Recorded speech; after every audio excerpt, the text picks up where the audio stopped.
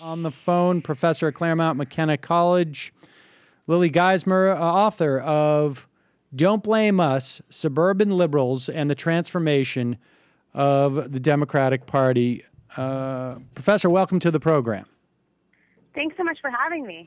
Now, I'm going to do my best. This is you're tracking the rightward tack by the Democratic Party over the past 30, 40 years, I guess. And you look at 5 suburban communities in Massachusetts as a way of illustrating where the Democratic Party has gone. So let me first just say that I'm going to do my best as a Worcester native to try and keep my accent in check as we talk about these communities, because I don't want to slip into my parody of my Massachusetts accent at any time.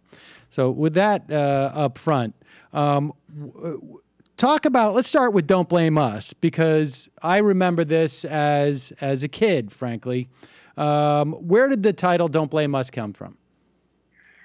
So the title comes from a bumper sticker that appeared in Massachusetts after the election of after the election of Richard Nixon in 1972, where Nixon won every state but Massachusetts. And so George McGovern won the state of Massachusetts. And the bumper sticker is a reference to that. So don't blame me, I'm from Massachusetts. And then also it appeared after Watergate. And so it became a symbol of how the state of Massachusetts sort of stands against the national tide as this bastion of liberalism and the increased conservatism of the rest of the country, and kind of as a sort of sense of self-righteousness against the rest of everyone else who voted for Nixon. And I mean, I think it's fair to say that your book argues that both McGovern actually, in many respects, shifted where the Democratic Party was heading in many ways, and that, in fact, that moment signaled where, I guess, the idea of Massachusetts liberals not necessarily so liberal, or as liberal as I think we sort of imagine them to be. Yeah, so the idea of the title was to sort of, in many ways, challenge that assumption of the state standing in for this kind of bastion of American liberalism, and to think about how it's not actually exceptional, but a model for larger transformations that have happened within the Democratic Party and then national politics as a whole. And so some of it is it's not necessarily a rightward shift as much as a kind of the argument that I make is that it's more of a shift in the sort of class allegiances and location, sort of away from the more labor-oriented working class, who are the base of the Democratic Party for much of the 20th century, towards a more sort of suburban-oriented base of kind of engineers and knowledge workers and people like that who are more on the suburban periphery. And that's something that happened in Massachusetts. So I trace that trend. But the other question is thinking about McGovern, who often sort of is famous for the idea that he sort of stood for the 3 A's of amnesty, abortion, and acid, and that he actually was at the forefront of a type of Democratic Party politics that was appealing to these kinds of voters on issues of high tech, the environment, those and sort of quality of life issues. And I also look at the same thing with Michael Dukakis, who has also been sort of lambasted as a kind of Massachusetts liberal. And these politicians set of agenda and sort of and strategies actually anticipate what where the party is going. And so Obama uses a very similar, and Clinton in the 90s used a very similar strategy. So you can track this trend happening over a longer period. I mean, of time. let's clarify too this idea of, because I think I say rightward, and I'm saying rightward, I guess, in terms of the Democratic Party, in terms of, I guess, an economic perspective, right? I mean, specifically in the in the question of race, race, in terms of the question of money, and as opposed to more, I guess, socially liberal things. And I mean, is that a fairly accurate assessment? Yeah, and I think this is where it's so hard to sort of identify labels of right and left, and where this particular constituency is a great way to think about that, because on many of the sort of traditional social issues that they that they're would be considered left. I mean, sort of environment, affirmative action to some degree. They're very opposed to the Vietnam War, but are very fiscally moderate, and particularly, I mean, I think this is where you see where my argument is about sort of the larger Democratic Party with this group of people as their major constituency. It helps explain some of the party's lack of sort of particularly addressing more structurally based solutions to economic problems and to racial problems. And so that's some of the how and why those issues have not fully been addressed by the party. There are other factors too, but this is a sort of key piece in it. So they tend to be particularly this constituency very individually focused. And so the key part of my argument is to sort of suggest that they tend to be the most liberal on issues that are the furthest away from their property values, tax rates, and kids' education. Yeah, at one point you write. At one point you write. I guess this is in the excuse me, in your introduction. You write, suburban liberals achieved the greatest victories in campaigns that proposed individualist solutions to rights-related issues, required limited financial sacrifice, and offered tangible quality of life benefits. I mean, this has been a critique of liberals that I've heard for at least 20 or 30 years. I think, Mort Saul was talking about everybody's a liberal till it costs them a dime.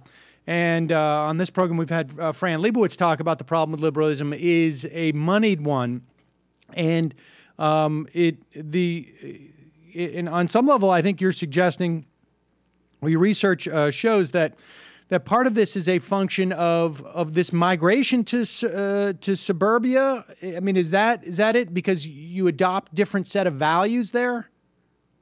Yeah, I mean, I think particularly in the suburbs that there's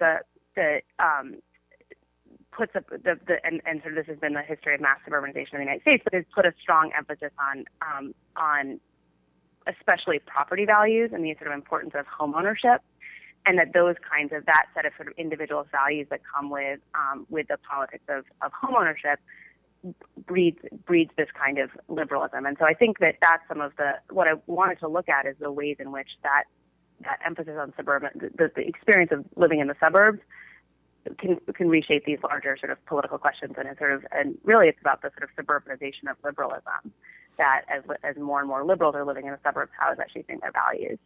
And I mean, is it, I mean, I guess, I don't know how relevant it is to question whether or not it is they're still maintaining their perspective as liberals on some level. I don't know. I mean, they're certainly not leftists. I mean, just what's your sense of that? I mean, just in terms of the nomenclature. Yeah, well, I think, and that was something I really struggled with, was what term to call. That there are a lot of other terms that get identified to this particular group of people. And I picked up the word suburban liberal, which is actually what they call themselves, and they sort of see themselves very much in line with as liberal. So it's not left, and they wouldn't call themselves conservative either. And I think this is that hard question of how to define. I mean, I think that this is a struggle of how to define liberalism, but they're not.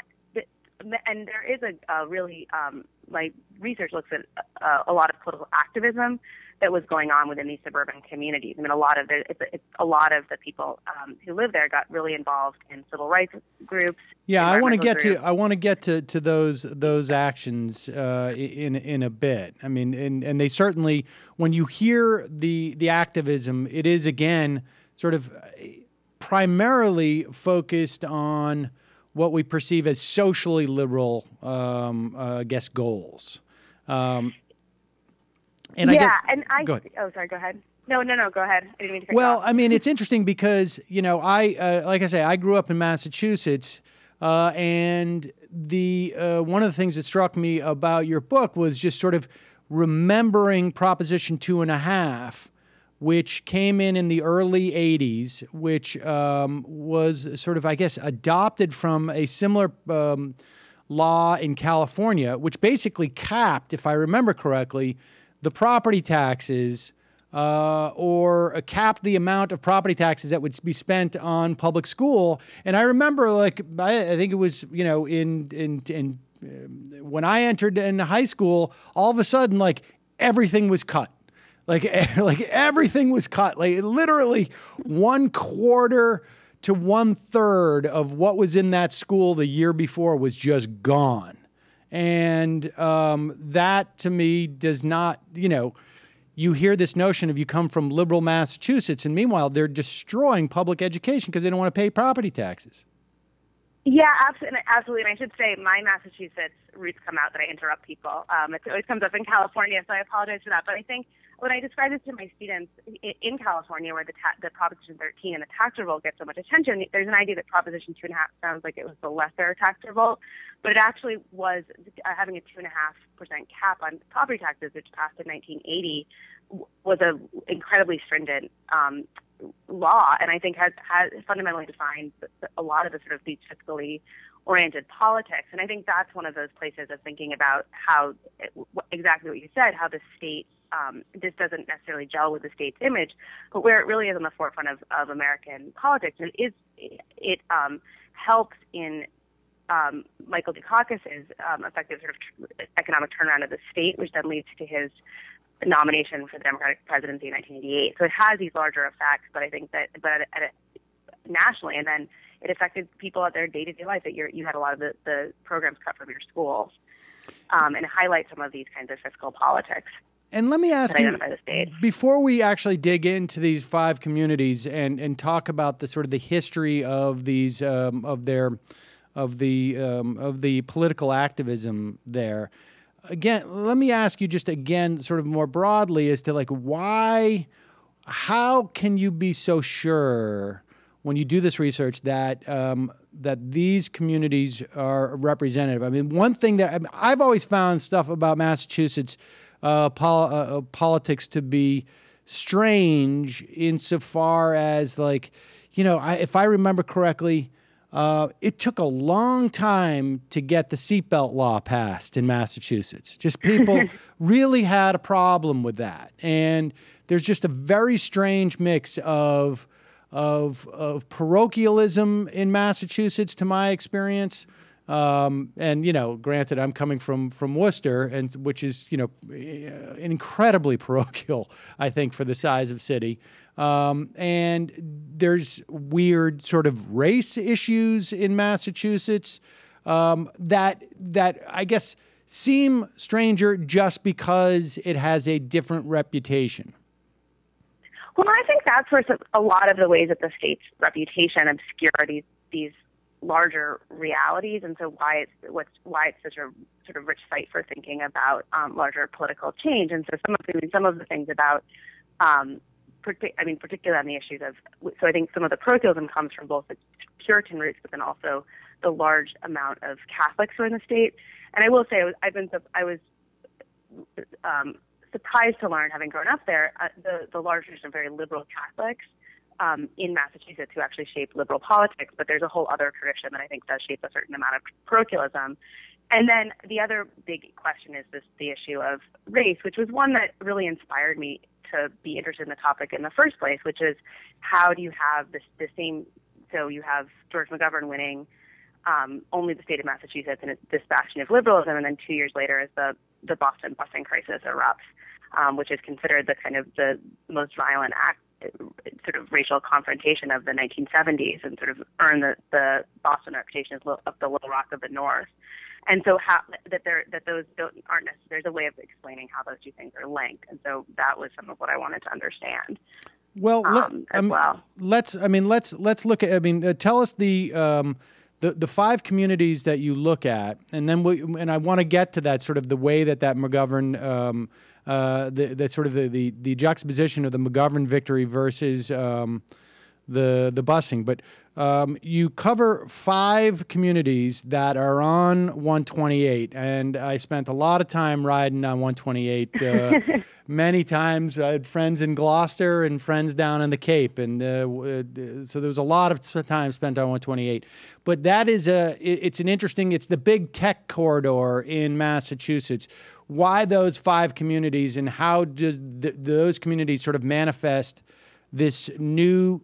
And we should say also, I guess before we even got into this, that the reason why these, it's not just that these are indicative of a change in the demographics of the Democratic Party, but they're also an incredibly powerful. They have more power than they may have numbers, right? In terms of the demographics within the Democratic Party, is that a fair assessment? Yes, and so one of the pieces of my argument is to say that this is a group of people, and so suburban liberals the kinds of people that I study are demographically quite small, but they hold a tremendous amount of power.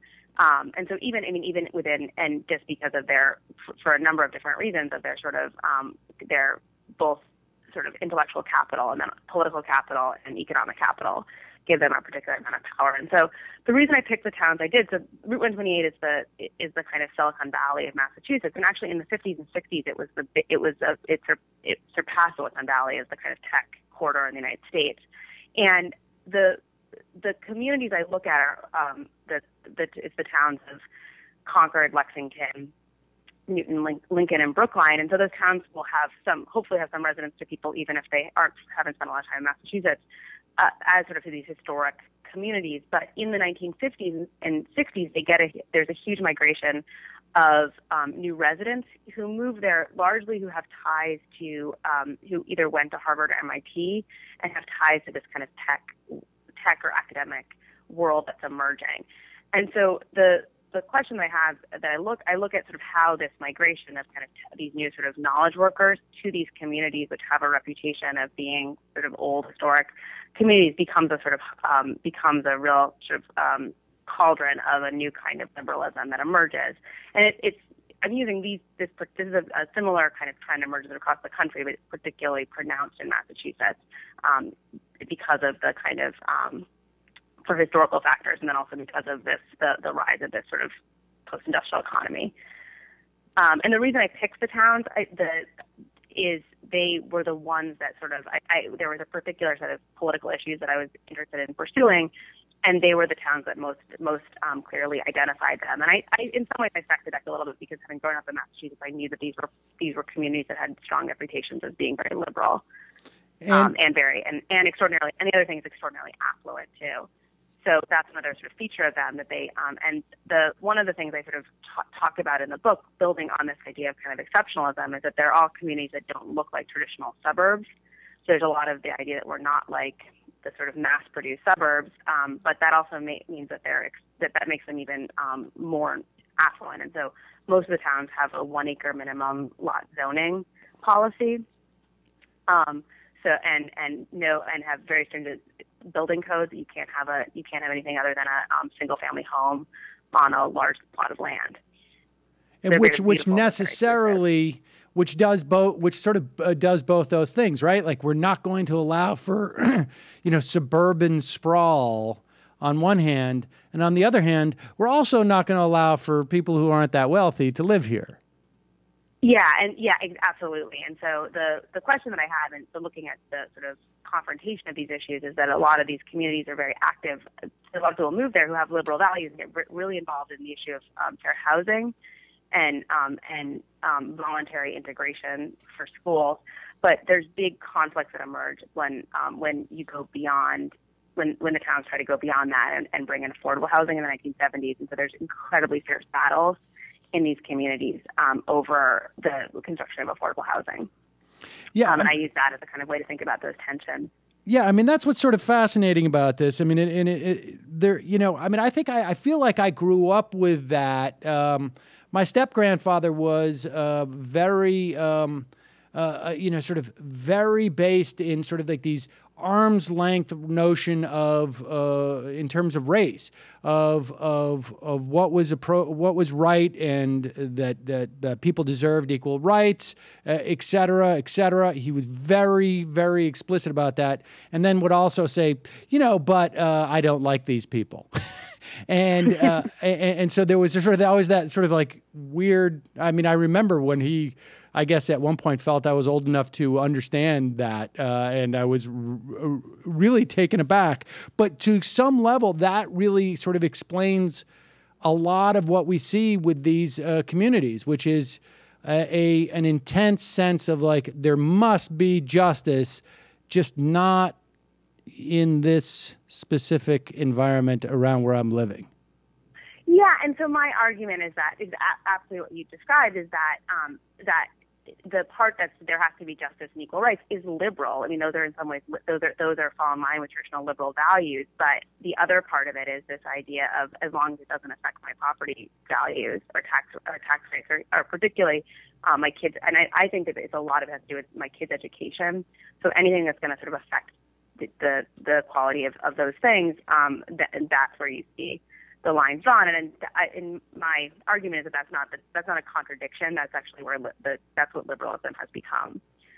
And you also, I mean, the other issues you talk about are, you talk about, I guess to a certain extent they all sort of they meld together, at least like civil rights and environmentalism sort of, I guess, intersect at that notion of like, well, we want to protect the environment. We don't want this urban sprawl. It also has the benefit of sort of maintaining a homogeneous quality to our community. And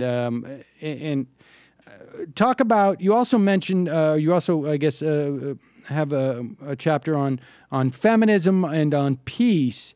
In regards particularly to the Vietnam War. Talk about those issues and how, again, they manifest this sort of, I guess you could call it dichotomy.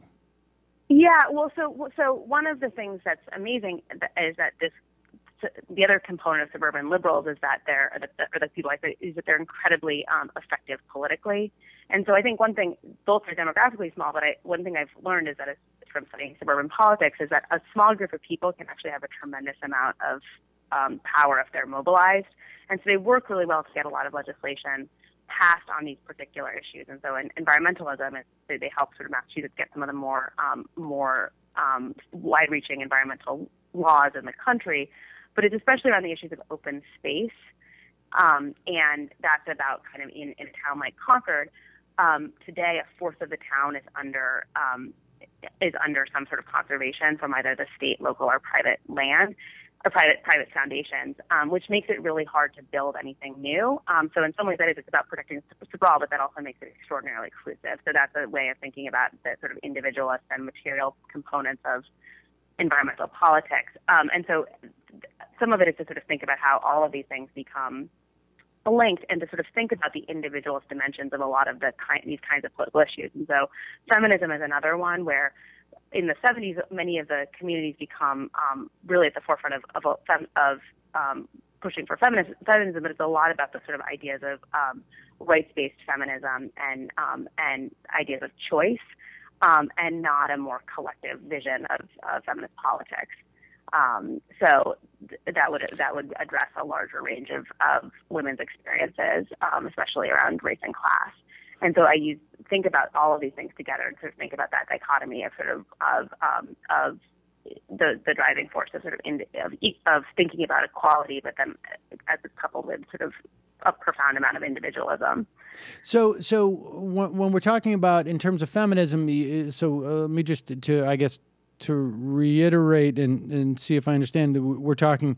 You see a big push in terms of choice, like you said, but what accounts for the fact that it's not? Is it simply because questions of where feminism intersects with race and intersects with class? You don't hear much coming from these people because they're white and rich, essentially. Yeah.